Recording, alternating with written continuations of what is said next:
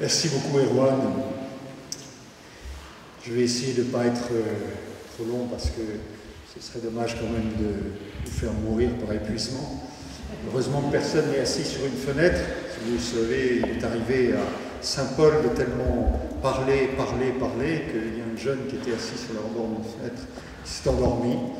Donc ne vous en faites pas si vous dormez pendant les sermons, c'est arrivé à des gens avant, et qui est tombé, qui est mort. Alors, heureusement, Paul, avec la force de l'Esprit Saint, l'a ramené à la vie, mais enfin, ce n'est pas le but de ce soir.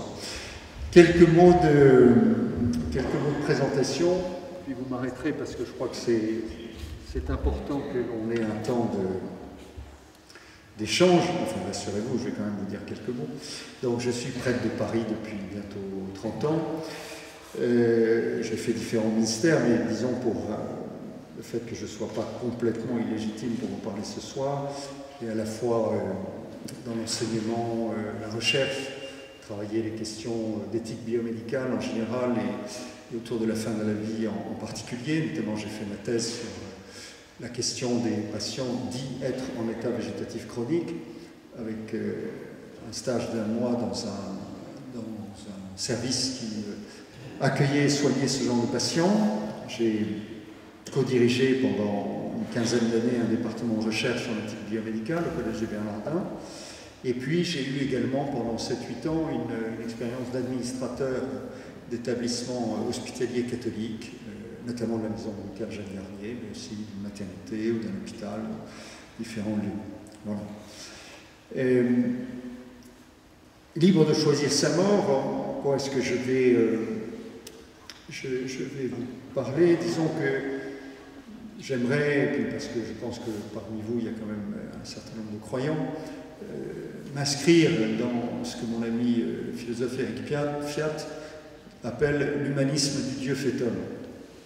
Vous savez, notamment le Concile Vatican II a invité les croyants à réfléchir, à discerner, j'aime bien ce mot de discernement qu'Erwan a pris, ou Jean-François peut-être dans son introduction, à discerner à partir de Christ, vrai Dieu, vrai homme.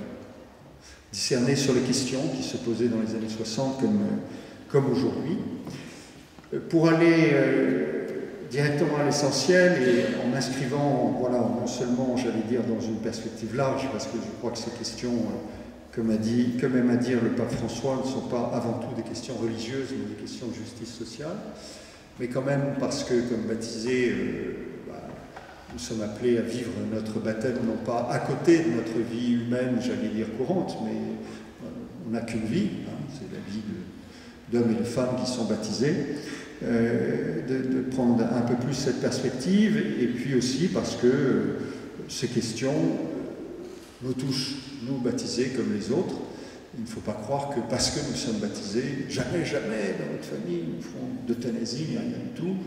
Qu'avoir des familles catholiques belges, elles sont touchées comme les autres, certains font ce choix-là.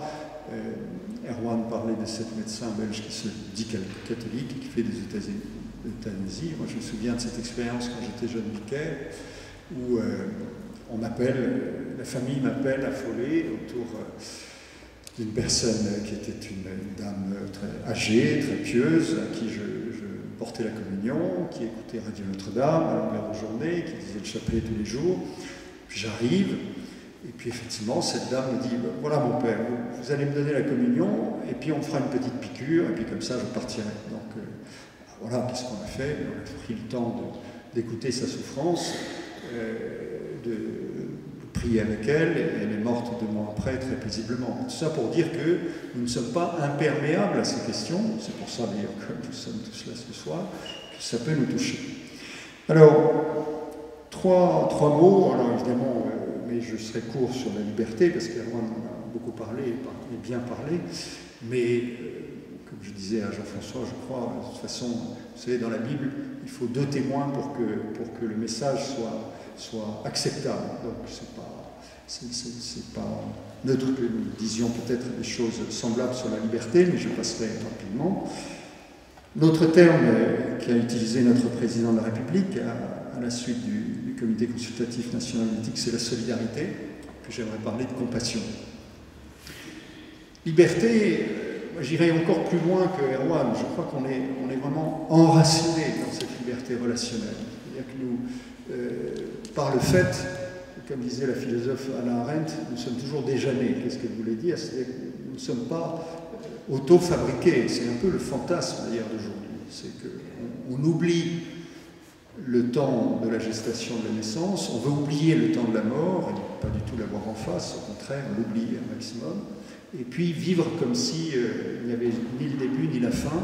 Or, nous ne sommes pas engendrés nous-mêmes, et je crois que notre liberté, elle est fondamentalement relationnelle, et même la liberté d'expression, chez Erwan, quand on parle, notre parole, elle a un impact, hein. Même quand liberté d'aller et venir, il y a des conséquences politiques, si on va dans tel ou tel pays, ou des conséquences environnementales, ou on est tributaire de tel ou tel. En fait, on est vraiment dans ce que, vous l'avez mentionné, on est dans ce que le philosophe Jacques Ricot, qui a beaucoup travaillé sur ces questions avec des soignants, appelle l'autonomie relationnelle, qui est en opposition, et Erwan, encore une fois, l'a magnifiquement dit, à l'autodétermination, qui est une manière en fait de se penser dans la toute-puissance.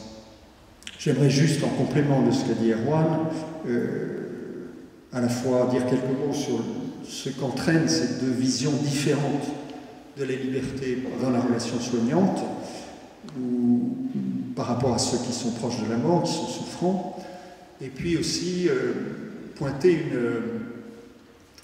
une conséquence redoutable de cette vision très répandue aujourd'hui, de cette vision de la liberté comme autodétermination, c'est-à-dire le fait que nous ne sommes pas dépendants des autres, nous ne sommes pas vulnérables.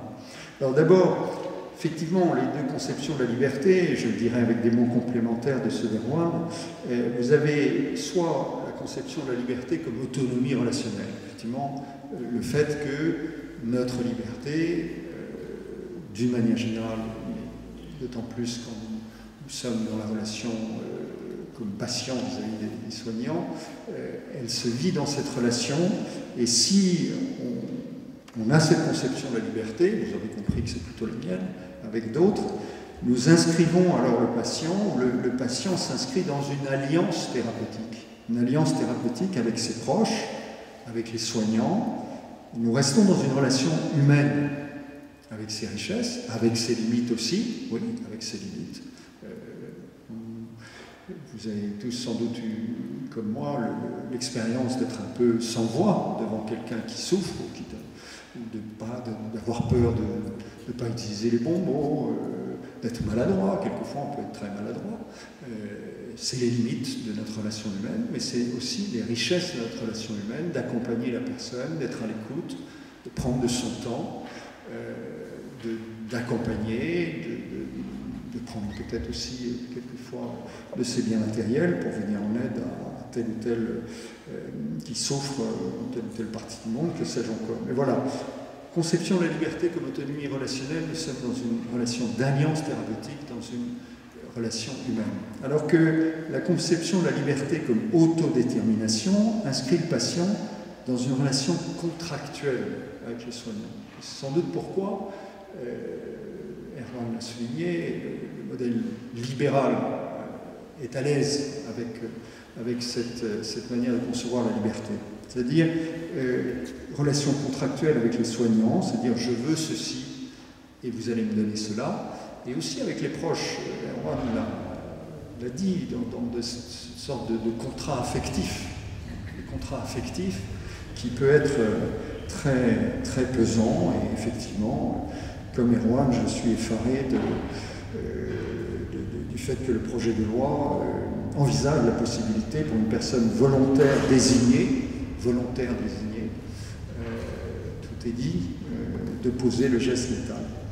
Cette conception de la liberté contractuelle, liberté comme autodétermination qui engendre une relation plutôt contractuelle, débouche soit sur une commercialisation du temps de la mort, c'est un peu le modèle suisse, si vous voulez, vous voulez telle ou telle prestation, ça va se passer comme ça, et vous tournez vers une société privée, qui est plus ou moins contrôlée quand même pouvoirs publics, mais voilà, vous allez voir Dignitas, vous dites, moi je veux ceci, avec un verre de champagne, avec telle musique, avec tel truc, et c'est une commercialisation du temps de la mort, ou bien, je reprends ça, j'entendais sur Europe 1 un journaliste utiliser cette expression qui me paraît très juste, soit vous arrivez à une administration médicalisée de la mort. C'est effectivement ce que le projet de loi propose, hein, où l'équipe médicale, avec tous les psychologues, les aides-soignants, toute l'équipe, non seulement déciderait de l'aide active à mourir, collégialement, mais peut mettre en œuvre l'acte médecin ou infirmier, du projet de loi, mais aussi, selon en tout cas la déclaration du président de la République, l'équipe médicale serait associée au choix du lieu où l'acte mortel est posé, sur le domicile, sur l'EHPAD, sur l'établissement de soins. On a cette administration médicalisée de la mort. Pour aller dans ce sens, si vous voulez, il ne faut pas oublier que si nous faisons ce choix, c'est effectivement tout un suivi qui est nécessaire, tout un contrôle qui est nécessaire. C'est-à-dire que faut mettre en place toute une administration qui va gérer ces actes, ces établissements, avec le grand risque de voir ce qui se passe au Canada ou même en Belgique ou autre, c'est que ce sera le seul choix proposé. C'est-à-dire que, en tout cas, les établissements qui refuseront de poser un acte mortel n'auront plus le droit d'exercer. C'est-à-dire qu'aujourd'hui, on nous parle beaucoup de choix, mais en fait, les expériences dans tel ou tel pays qui a fait ce choix de l'euthanasie ou d'une forme ou d'autre de mort volontaire veulent écarter ceux qui oseraient dire ben non, chez nous ça ne se fait pas, au nom de l'égalité évidemment. Donc ça, je crois qu'il faut avoir ça en tête.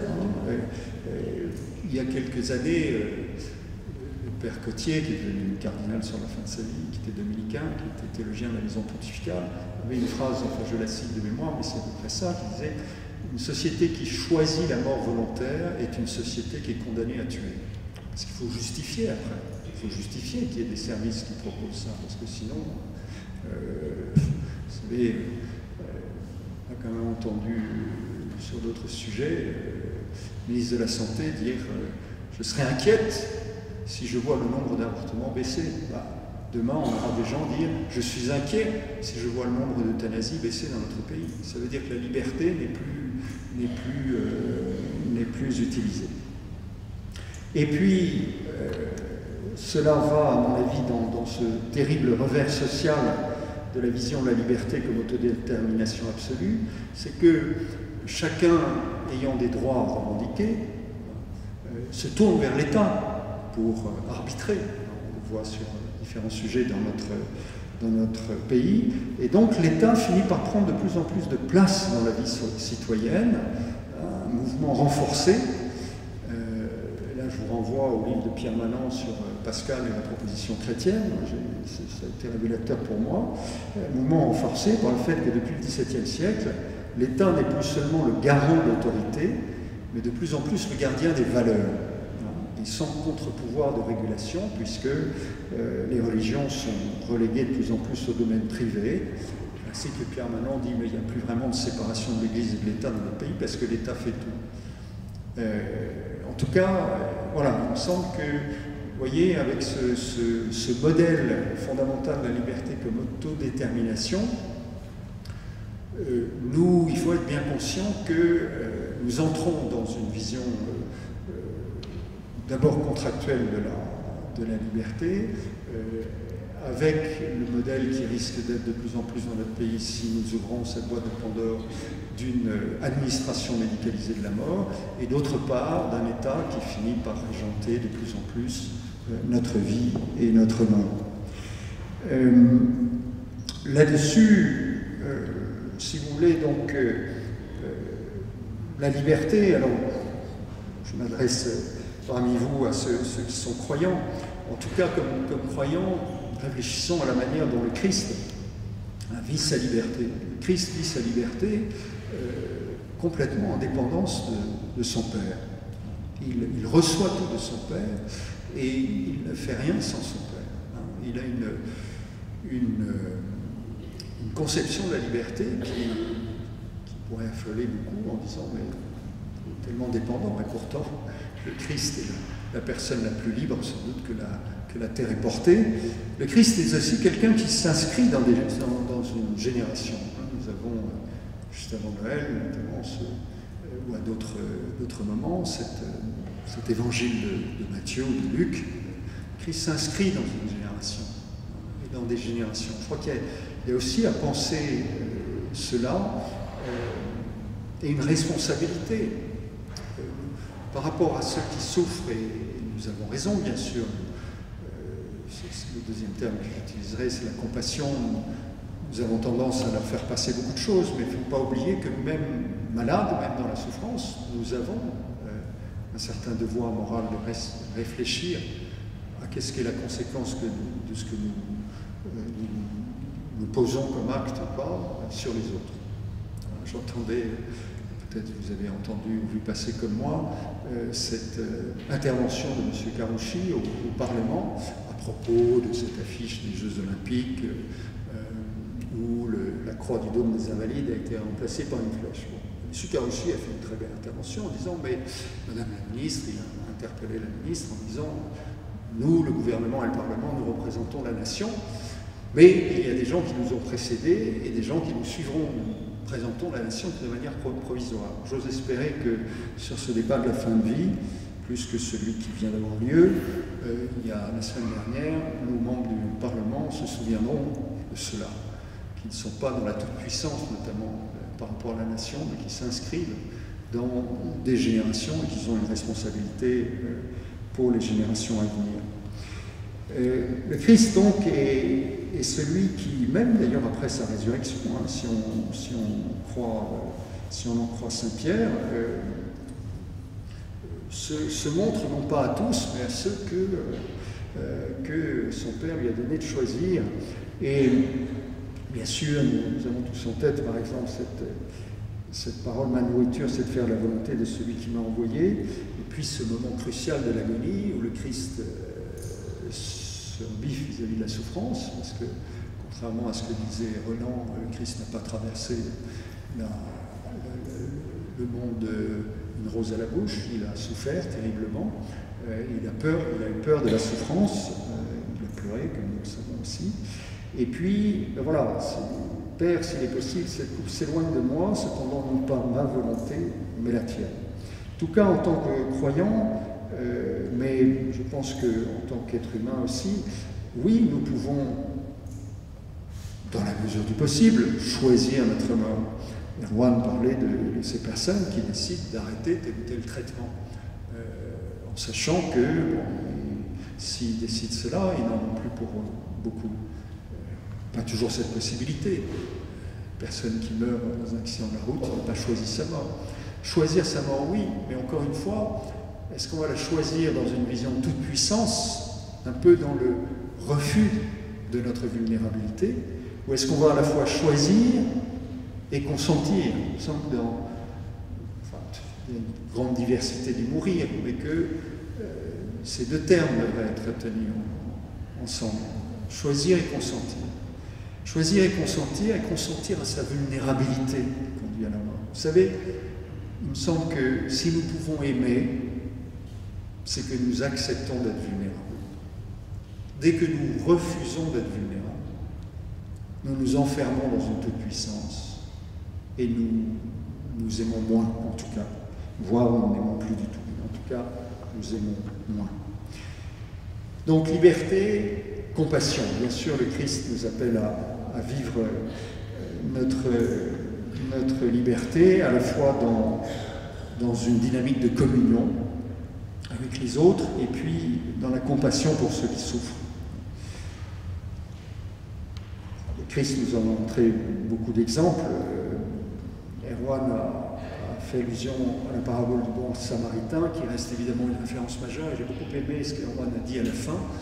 en disant, mais au fond, vis-à-vis des gens qui sont en fin de vie, il y a ceux qui considèrent qu'ils sont déjà morts et ceux qui considèrent qu'ils sont encore vivants. Ben, c'est exactement le débat du prêtre, du lévite et du bon samaritain. C'est-à-dire que, comme j'ai travaillé un peu cette parabole pour ma thèse notamment, le mot grec qui désigne cet homme sur le bord du chemin, c'est « il est à demi mort ». À demi mort. Et il y a ceux, le prêtre, le lévite, qui considèrent qu'il est déjà mort. Que parce qu'il est mort, ils ne veulent pas s'approcher de lui, ne serait-ce que parce qu'ils ne veulent pas devenir impurs. Puisque vous savez, dans le judaïsme, toucher un mort, c'est devenir impur. Or, pour le prêtre et pour le lévite, surtout si ils sont de Jérusalem à Jéricho, c'est compliqué.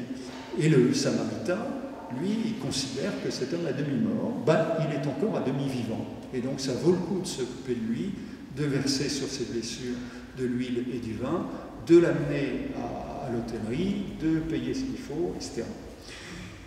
Je ne veux pas être trop long, mais je vous invite à lire ou à relire un beau texte du Dicaster pour la Congrégation pour la foi, qui s'appelait à l'époque Congrégation pour la doctrine de la foi, il y a 4 ans, le 14 juillet 2020, c'est pas pour la fête nationale, c'est parce que le 14 juillet, c'est la Saint Camille de l'Hélice, qui était un des grands saints actifs dans le milieu de santé. Et justement, cette lettre s'appelle Samaritus Bonus, sur le soin des personnes en phase critique et terminale de la vie. Vous le trouvez sur le site du Saint-Siège. Il y a des tas de choses. Je voulais juste revenir un peu sur ce deuxième terme de compassion. La relation de soin, elle s'inscrit dans une éthique compassionnelle. Elle révèle d'abord, souligne justement ce document, un principe de justice, je le disais en commençant. Un principe de justice dans sa double dimension de promotion de la vie humaine et de non-préjudice envers la personne. En effet, la valeur inviolable de la vie est un fondement essentiel de l'ordre juridique. Aussi, c'est pour ça que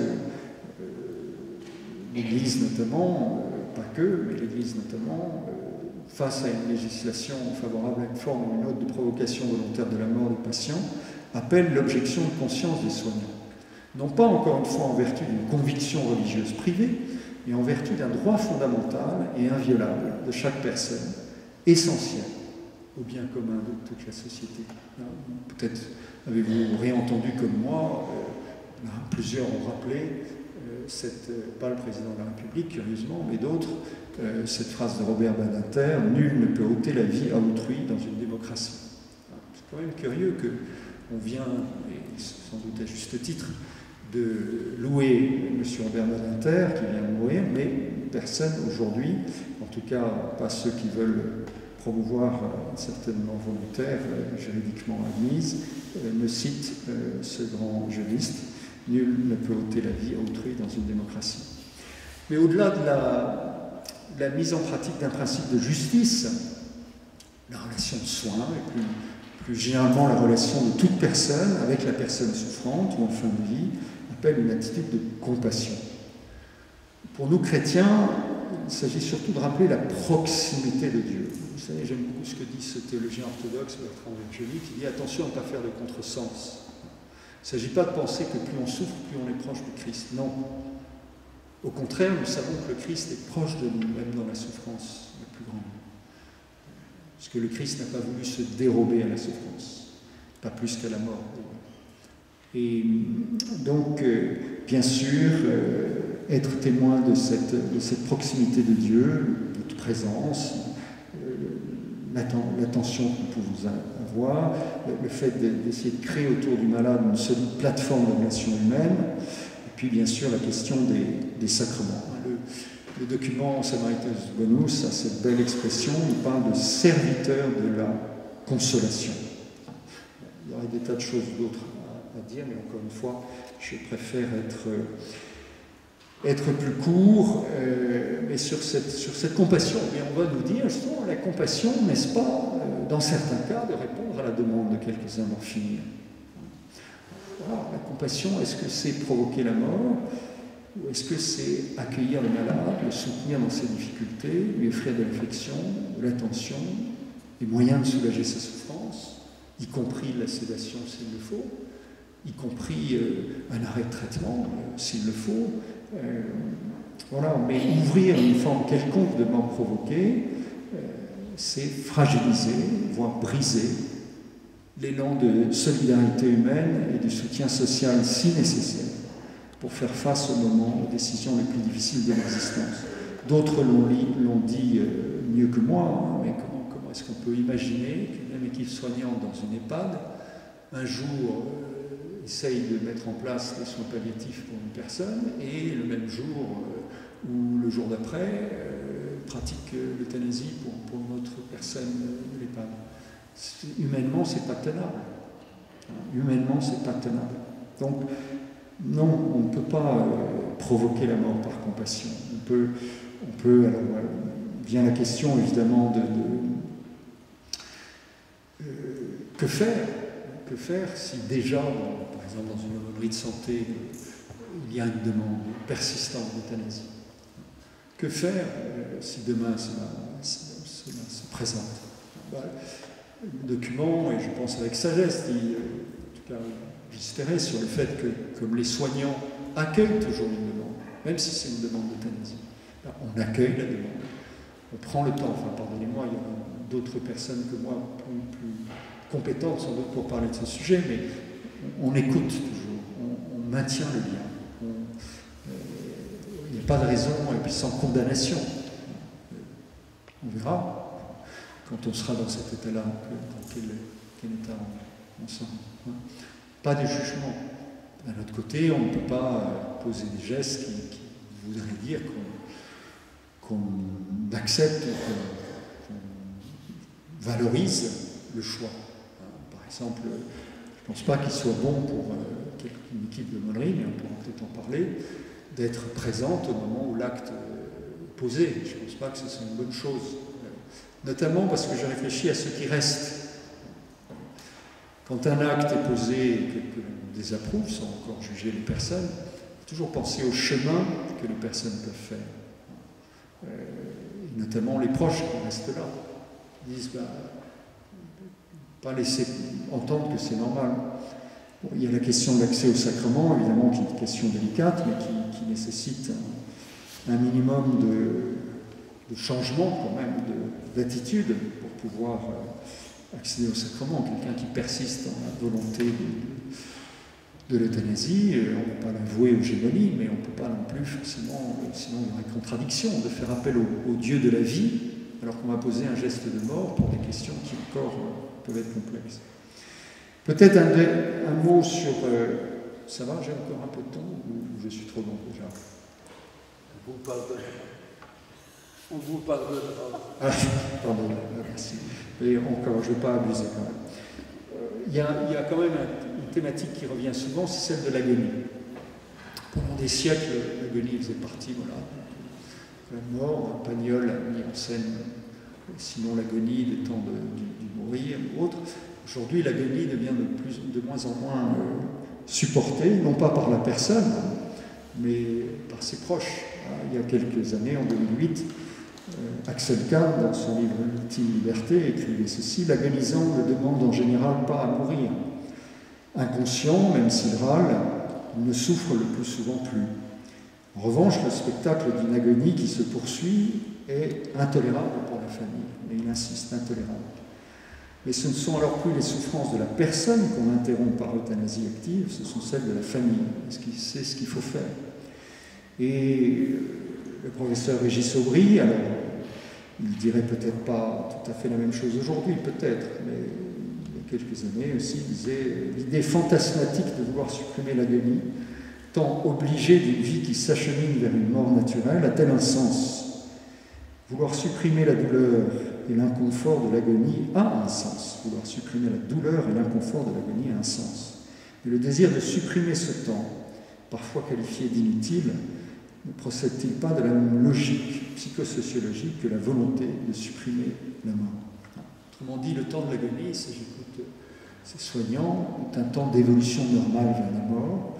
Il appelle un accompagnement, fait essentiellement de présence, de vigilance quant au traitement de la douleur éventuelle, de l'inconfort, pas nécessairement de sédation, peut-être de sédation, pas nécessairement. Et si assister à une agonie est pénible pour les soignants et les proches, cela ne justifie aucunement provoquer la mort de l'agonisant. Un tel geste constituerait comme une violence envers lui comme envers ceux qui restent. Liberté, compassion, quelques mots pour finir sur la solidarité, parce que c'est ça l'enjeu, c'est un accompagnement solidaire. En alternative aux diverses déviances dans le traitement des personnes en fin de vie, bien sûr, il y a l'importance des soins palliatifs, car beaucoup a été dit. J'insisterai parce que j'ai entendu les professionnels de soins palliatifs le dire et le redire. C'est un modèle inconciliable, contrairement à ce qu'on veut nous faire entendre, inconciliable avec une quelconque manière de donner la mort volontairement. Claire Fourcade, qui est à la tête de la Société française d'accompagnement et de soins palliatifs, dit une telle loi ne serait pas une prolongation ou une éthique de ce qui se vit actuellement, ce serait une rupture éthique. Et on va la rappeler, le fait que l'objection de conscience, beaucoup de soignants disent non, nous, si une loi pareille passe, on quitte à contre-cœur, on quitte notre métier parce qu'on ne peut pas vivre dans l'abandon des personnes qui nous demanderaient quelque chose que pourtant on n'aimerait pas faire. Je dirais juste que il ne faut pas oublier que c'est quand même sous l'influence du christianisme, il y a bien des siècles, que l'accompagnement des personnes souffrantes est devenu un devoir social. Dans le paganisme, c'est vraiment le christianisme, ça tous les historiens sérieux le diront, qui a mis, comme le pauvre, le malade, au centre de ses préoccupations, ou en tout cas essayer de le faire. Et l'accompagnement des personnes souffrantes portera du fruit s'il demeure habité par l'amour qui prend soin toujours, qui n'abandonne jamais, qui, face au désespoir qui peut surgir, s'efforcera toujours de maintenir l'espérance. Je vous remercie.